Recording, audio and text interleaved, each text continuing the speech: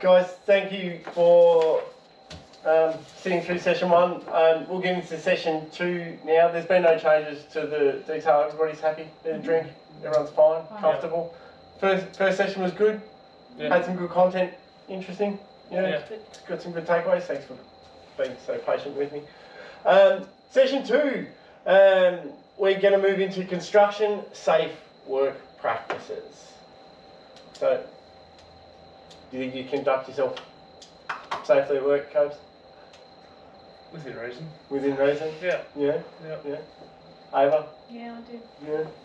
Ness, ever have moments where you think I could be doing things differently or more safely? Maybe? Maybe I could. No? No. Yeah. No. Yeah. Good. Safe work practices are the steps that you take while at work to minimise the chance of causing harm to yourself, others, or equipment. It's your responsibility to make sure that you work in a safe way to avoid accidents. And this is really what it's about, safe work practices. It's about how you conduct yourself to keep yourself out of harm's way.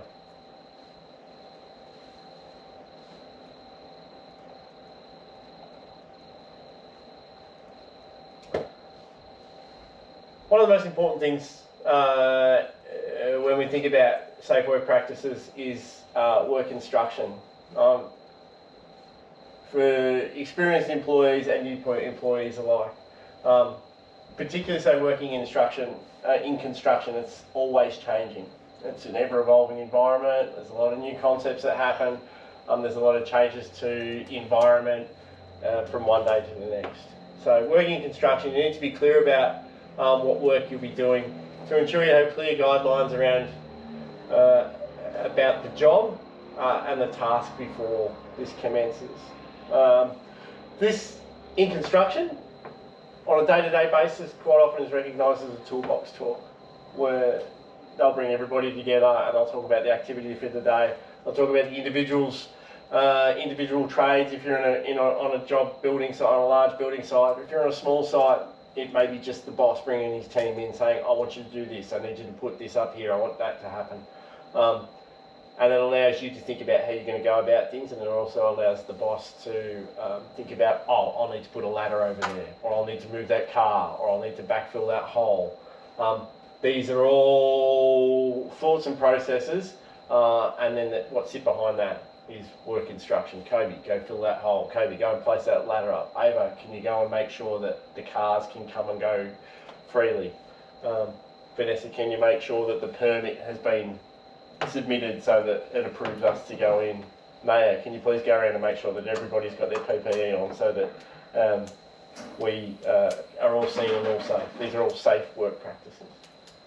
This includes what you'll be doing at work, the task. Yeah? How we go about things and what we do. We'll break that down a bit more in a second. Ask yourself, have I done this task before? Yeah? As an individual, it's important not to just blindly throw yourself into a situation. Am I sufficiently trained and skilled for the task? Do I know what I'm doing? Have I ever been there before? Do I feel safe doing this? Is that keeping up? Yeah. Have I got the qualification to do that? Yeah, can I work safely with that other person? And has that other person got the qualification to do that? Are there any special requirements also? So what is it about what I'm doing that I need to consider when undertaking the task? Special requirements might be, in construction, if you're doing what they recognise as hot works, where you might be using a naked flame or anything that could cause combustion, and there may be additional requirements behind that. You may need to have a fire extinguisher available. Yeah, that's a safe work practice. Do you think so? Yeah. If I'm working at height, what could be a safe work practice there? What would be the special requirement? Working heights. Yeah, that's what I said. Yeah, but like the card. Oh, the card. Yeah. So you trained. Yeah. The ticket. Yeah, exactly. And that sort of will give you the understanding of how to go about it. Yeah. Good. And if you were working at heights, you might need to wear something, wear a harness or be in a caged environment. We're going to run a short video. This one is on excavation, and it just talks about the safe work practices. I just want this may give you some insight into a safe work practice norm that would happen in a construction site. I'll see if this clicks into the big screen. No, it hasn't. I don't know why it's doing that. I'm sorry. Hang on. I started halfway through, so excuse me with my amateur approach here. Excavation and trenching, safe work practices. Trenching and excavation operations pose serious hazards to all workers involved.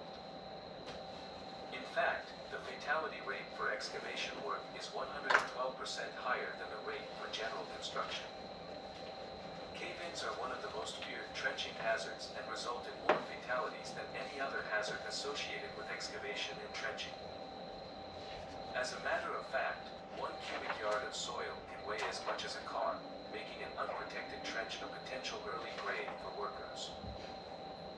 As part of a safety and health program, employers need to emphasize specific practices that will help reduce the risk of on-the-job injuries at excavation sites. Employers should know where underground utilities are located prior to the start of excavation operations. Keep excavated soil and other materials and equipment at a distance of at least 2 feet from the trench edges. Identify any equipment or activities that could affect trench stability, such as vibration from nearby heavy traffic or machinery. Test for atmospheric hazards such as low oxygen, hazardous fumes, and toxic gases when workers are more than 4 feet deep. Inspect trenches at the start of each work shift. Inspect trenches following a rainstorm, other water intrusion, or any occurrence that could have changed conditions in the trench.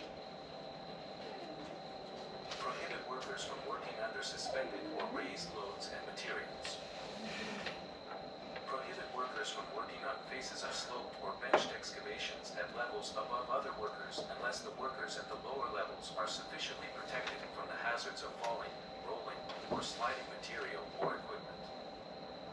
Ensure that personnel wear high visibility or other suitable clothing when exposed to vehicular traffic.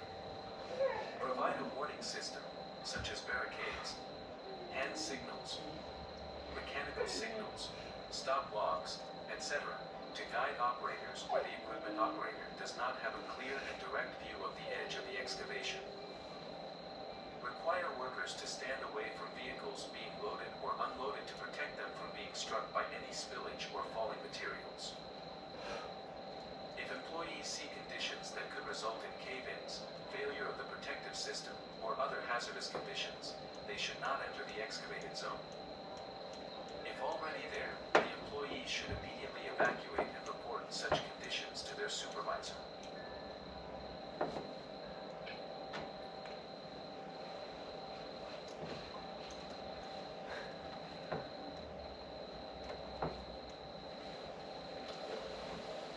So guys, excavation is probably one of the most significant hazards. Oh, shush your computer. Hang on a second. As I was saying, excavation is probably one of the most significant practices in construction, and is most definitely one of the most dangerous. Everything while I get my.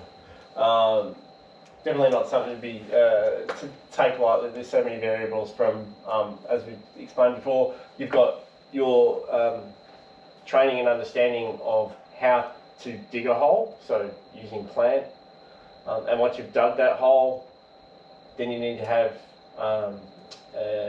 good safe work practices in regards to maintaining the hole, putting in some trenching or shoring or shields to protect the hole. And then you've got the activity that's going on inside the hole as well. So if you're welding or displacing oxygen, you're then creating a confined space inside a hole or an excavation. So excavations are probably one of the more significant environments to be really vigilant with inside construction if and when you do find yourself exposed to it. I know you, Cobes, are, and you often will dig deep holes. Yeah. You ever found yourself to be in a situation where you're not comfortable? Where you're not happy with? Yeah. With Dug 4.5 metres in the middle of Carlton. It's like just off Lygon Street. It's weird how hot it gets. The middle of winter, and it was just stupidly hot down in this hole, and I got lightheaded, and the boys got me out quickly. Yeah. Because it was just stupidly hot, 4.5 metres down. But we had shoring up and everything. You had 2 shields stacked on top of each other. Yeah. Yeah. 2 shields. So And a ladder. the supports were there. Yeah, So there was a safe work practice in place. It's good. But then you got to look after your own welfare. You were not feeling well. Yeah. So it's good to call it out. It's good that you got it. How were you winched? Were you on a rope, or were you just on up and down a ladder? Just up and down the ladder, but I had a spotter there the whole time watching me. Watching you. Yeah. Yeah, that's good. And were you digging down on a sewer or Yeah, sewer main. sewer main? And did you break the sewer main open? Yeah. Okay. Something you consider with sewer, for everyone, is that when you do that, you can be releasing gases into that hole, and that's that whole displacement of oxygen. This could be a reason why you felt lightheaded. Yeah. Yeah. So without and one way to put in a good work safe practice there is to probably have a gas detector that goes down and alarms for you. So, yeah. Not to alarm you, but those sewer gases can have you become drowsy and fall asleep within 20 seconds and dead within a minute. Yeah. So yeah, it's not something to trifle with. Let's continue. Construction safe work practices. Where you were doing it. Is the site safe? Let's talk about where we do it. Is the site safe? Something to consider. Yeah, the whole environment of the work site.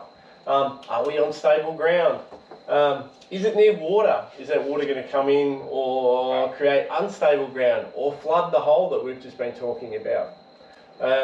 When we're not around, should we fence the area off, or should we fence it off the whole time while we're there and we're protecting other workers from going near that wet area or that deep hole? Is there adequate signage? Signage is really important to create a safe work practice.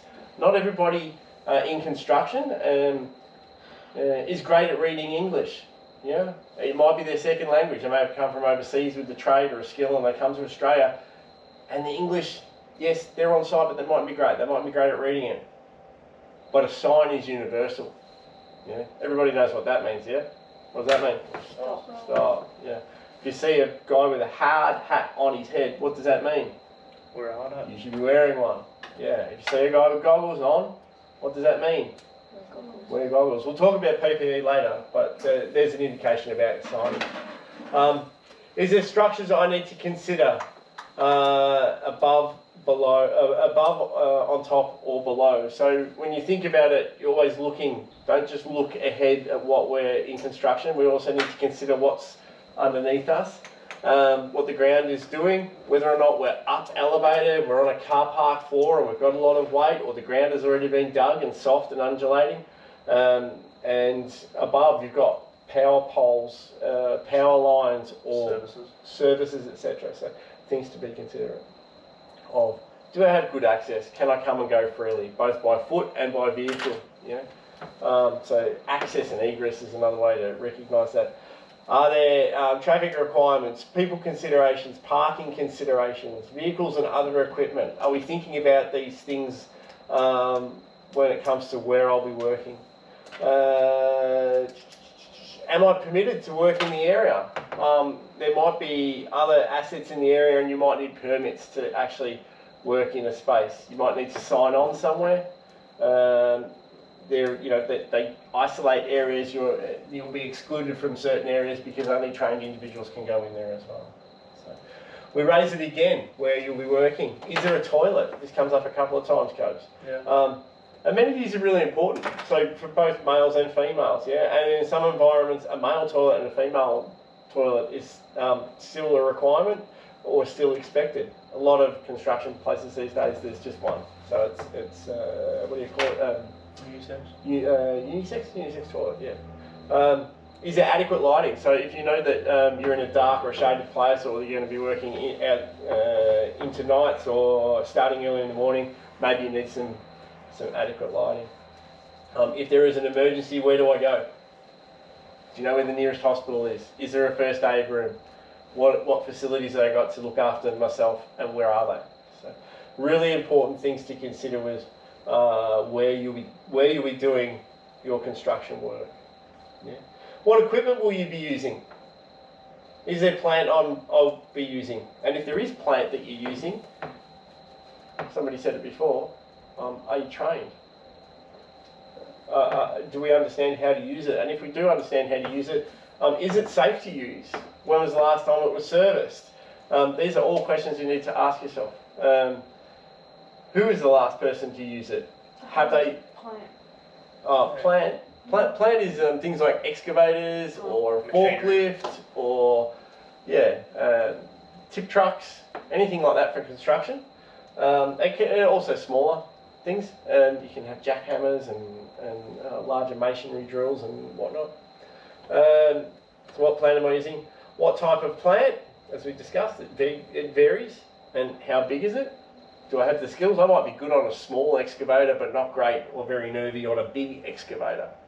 Yeah, I may have used a small hand drill before, but if I'm using a hole coring machine, which is a drill again, but very different, behaves very differently. We've mentioned it before. Am I trained and qualified to use the equipment? This is really important, and this is something that you guys need to be across, that you need to ask the question. If you're ever concerned about using plant and equipment, should I be trained for it? You mightn't necessarily know, but your employer will, because they create a safe workplace and they're there to provide you with the training for the job. So if you're not sure, you can always do some research online yourself. And what I'd encourage you to do with anything that you're unsure about when dealing with equipment, if it's unfamiliar to you, ask for a buddy so that you can work, what they say, two up, and then you can learn from an individual, or a trained individual or an experienced individual can support you to learn and be successful with that bit of equipment. What does a pre-start check require? And can I perform this with my knowledge? Yeah. Have I got enough skills to actually go through a pre-start? And again, I use an excavator because it's what we do with excavation. We dig holes a lot. That's a key part of construction. You'll walk around an excavator. You'll make sure that the buckets on the front of the boom are nice and solid and they're not going to fall off. That it reaches all the way up and comes all the way down. That the tracks on the machine are in good condition, that they're not going to come off. That when I lift or load, they're not going to tip over. I understand the way it moves, and that I'm not going to hit anything on the way around. These are all parts of a pre-start. Understanding again your pre-start might also be, I'm using this machine in this environment. Can I fulfill the requirement of my job inside this space with this machine? So a lot to consider. Do I have the attachments for the equipment? Do I have the right accessories? So an excavator, Kobe would know, can dig a hole, but you can put an attachment on it to also jackhammer concrete out of the way. So do I have the right attachments for the job? Am I equipped with the right hand and power tools that I need? It's nice to have your hand tools in your bucket or in your tool bag, but if you don't have a screwdriver and you're going to go and change a fitting of some description, you're already shortchanged. So making sure you're starting your day knowing what equipment you'll need to be successful in your job. Other considerations, communication. How do I communicate? Who do I communicate to? Am I on a two-way, or do I need to use my mobile phone? Do they give me a phone? Yeah? Or is there hand signals or whistles that I should listen for? Is there somebody that I need to speak to or listen to only when it comes to communication? Something that happens again with excavation is that when you are normally digging, you have a person called a spotter. And when you have a spotter and you're digging with a machine, that is the only person you listen to. Yeah, that is the only person you communicate with. And he will tell you, stop, go. He will stop people. he will be the one that talks to you. If somebody wants to talk to you, they'll talk to you through the spotter. So that you, as a machine operator, don't put yourself or others in harm's way. Do I sign in or on, and what does that look like? So we mentioned a pre-start before. So daily pre-starts, signing in and on to work. A swim. Do you guys know what a swim is? Safe work practice. Yeah, SWIM is an acronym for Safe Work Method Statement. And that gives you the rules, and it talks about how to identify the hazards and control risk.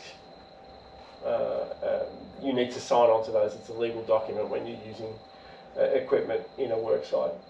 Who do I report to if something goes wrong, and what do I do? Yeah. So understand who's who on a construction site, and if you're working alone, who do I report to? Yeah, do I call in? Do I call my boss? Do I speak to the owner of the property? Is there a builder I'm working for, and is he the right person to talk to?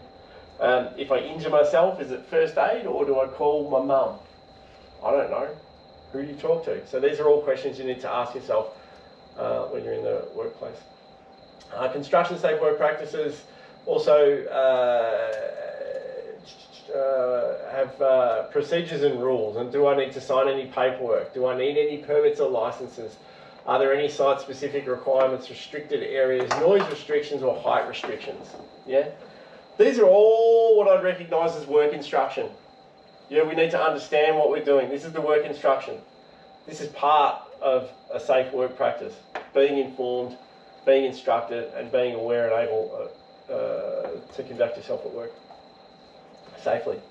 Moving on from work instruction, other safe work practices are things like, and we mentioned it again, let me just turn my page so I can keep up, access to amenities. So safe drinking water, toilets, there's a tea room, there's a first aid room. That's on a construction site. And if there's not, you know where to go for lunch, or you've got your car to retire to on a hot day. If you're working out in an exposed environment, you might want to have an awning to put up, or a gazebo to shelter yourself, or a cool cabana.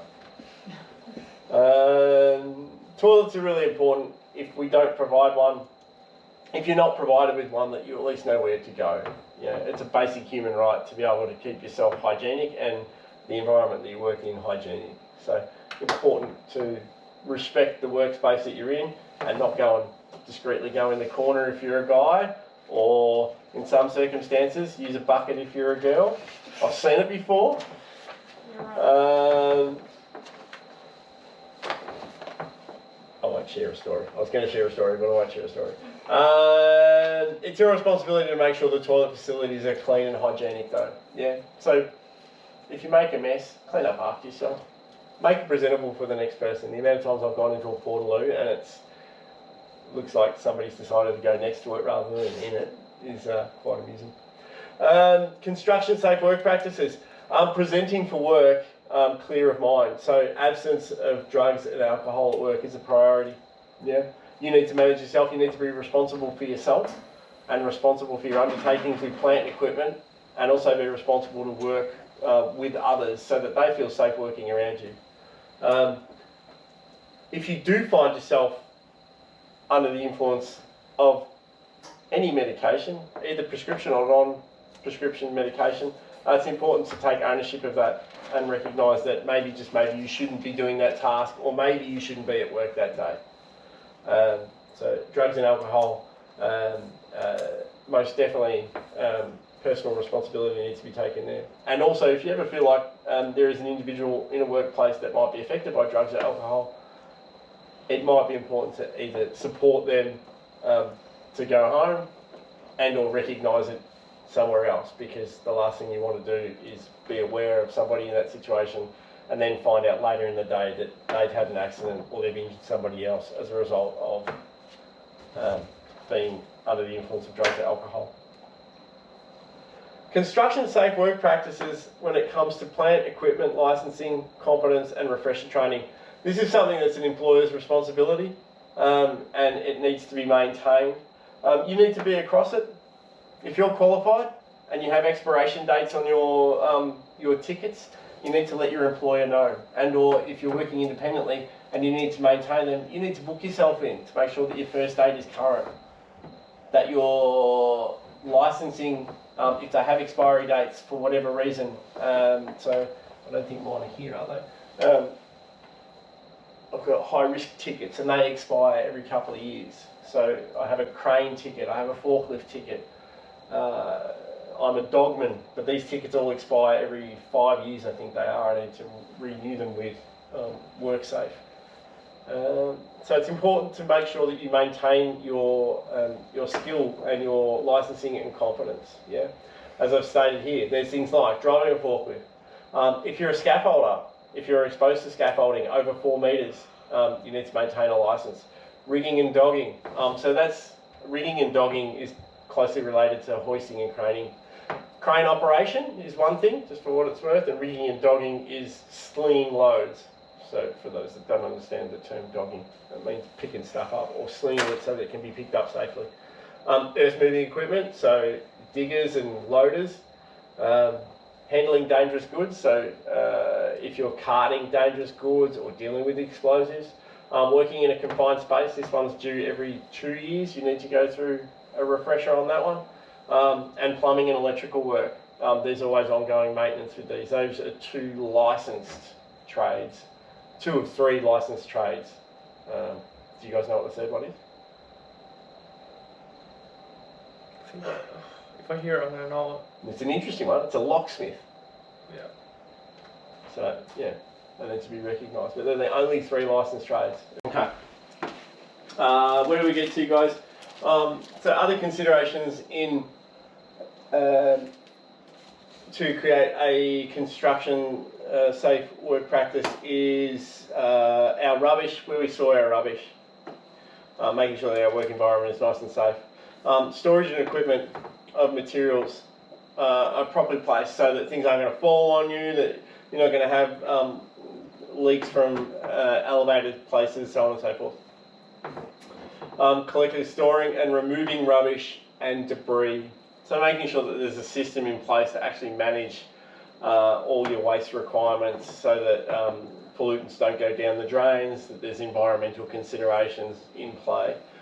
This is also important for things like volatile substances, etc. You don't want to have gases and oxygens near each other in cylinders and so on and so forth in the event of an explosive situation. Really importantly is prevent bullying and harassment. This is prolific in the workplace these days. In construction, there's a lot more females in the workplace these days, and amusingly I find that most men are quite respectful, but it still does present itself in construction. So if you see it, call it out.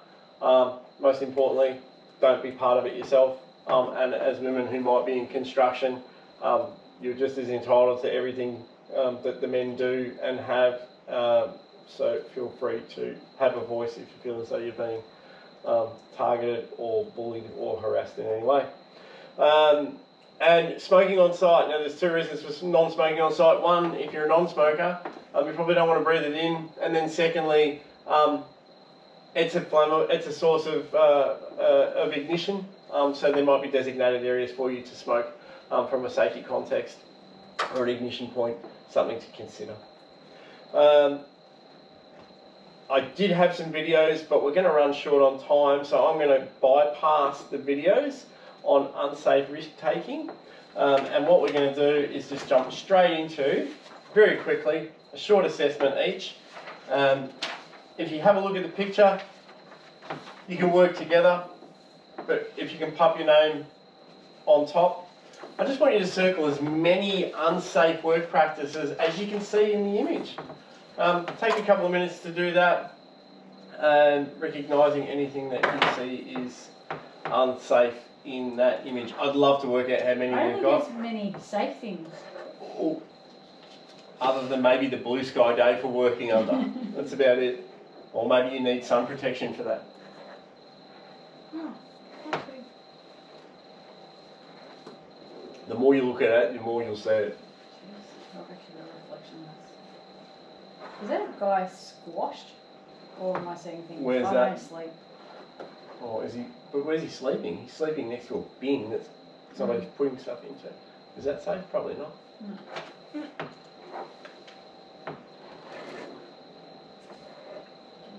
And don't just circle the whole image. No, Cobes.